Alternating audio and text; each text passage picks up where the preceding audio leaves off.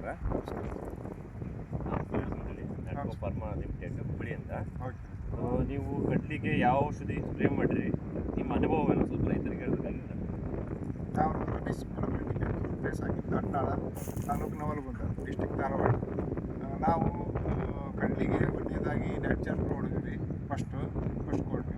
ಅದಾದ 25 ದಿನಕ್ಕೆ ಆಮೇಲೆ ಮತ್ತೊಂದು 25 ದಿನ ಬಿಟ್ಟು ಏನು ಮಾಡಿದ್ವಿ, ಅಷ್ಟೋರು ಮತ್ತು ಕ್ಲ್ಯಾನ್ಸ ಹೊಡೆದ್ವಿ.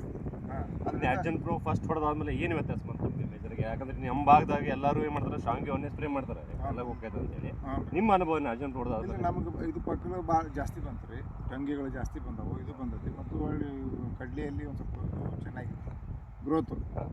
ಹಂಗಾಯಿತು. ಮತ್ತು ಆಮೇಲೆ ಇದನ್ನು ಬಿಟ್ಟರೆ ಮತ್ತು ಫ್ಲವರಿಂಗು ಅದು ಇದೆಲ್ಲ ಹೆಚ್ಚಾಗ್ತಾಯಿದೆ, ಇನ್ನೂ ಹೆಚ್ಚಾಗ್ತಾಯಿದೆ. ನಾ ಈಗ ಹೊಡೆದು 6ನೇ ತಾರೀಕು ಹೊಡೆದಿದ್ದೀನಿ. ಇನ್ನೂ ರಿಸಲ್ಟ್ ಬೇಕಿದೆ. ಇನ್ನೂ ಒಂದು ವಾರಕ್ಕೆ ಗುರ್ತಾಗತ್ತೆ ರಿಸಲ್ಟ್. ಈಗ ನಿಮ್ಗೆ ಏನು ವ್ಯತ್ಯಾಸ ಐತಿ ಇದು ಎರಡು ಹೊಡೆದಾದ್ಮೇಲೆ? ಫ್ಲವರಿಂಗ್ ಮತ್ತೆ ಬಂದಿದೆ ರೀ, ಫ್ಲವರಿಂಗ್ ಜಾಸ್ತಿ ಆಗಿದೆ, ಭಾಳ ಜಾಸ್ತಿ ಆಗಿದೆ. ಕಿಡಿ ಪ್ರಮಾಣ ಹೆಂಗಿದೆ? ಕಿಡಿ ಇಲ್ಲೇ ಇಲ್ಲ ರೀ, ಕಿಡಿ ಅಂತೂ ಒಟ್ಟೆ ಇಲ್ಲೇ ಇಲ್ಲ. ಅದೇನೋ ಒಂದು ಇದ್ದಿದ್ದು ಎಲ್ಲ ಹೋಗ್ಬಿಟ್ಟಿದೆ. ಒಟ್ಟು ನೀವು ಸಂತೋಷ ಆಗತ್ತೆ ಒಟ್ಟೆ? ಇದು ಈಗೇನು ಸದ್ಯ ಇದು ಏನು ಬಂದು ಕೊಟ್ಟಿದ್ದು ರಿಸಲ್ಟ್, ಇದರಿಂದ ನಾವು ಸಂತೃಪ್ತದೆ. ಹಾಂ.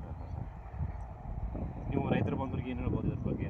ಏನಿಲ್ಲ, ಇದನ್ನು ಯೂಸ್ ಮಾಡಿದ್ರೆ ಚಲೋ ಆಗುತ್ತೆ ಮತ್ತು ಅಡ್ಡಿಲ್ಲ. ನಾವೇನು ಇದ್ರ ಬಗ್ಗೆ ಏನಿಲ್ಲ, ರಿಸಲ್ಟ್ ಬರ್ತೈತಿ. ಬೇಕಾದ್ರೆ ಅವರು ಸ್ವಲ್ಪ ಹಂಗೆ ಮಾಡಿ ನೋಡ್ಬೋದು. ನಾನಂತೂ ಪೂರ ಮಾಡಿದ್ದೇನೆ, ನಾನು ಏನು ಜಮೀನದು ಎಲ್ಲದಕ್ಕೂ ಮಾಡಿದ್ದೇನೆ. ಅವರು ತಮ್ಮ ಏನು ಹೊಲಕ್ಕೆ ಐತಲ್ಲ ಅವ್ರು ಮಾಡ್ಬೋದು. ಓಕೆ, ಧನ್ಯವಾದ. Thank you sir.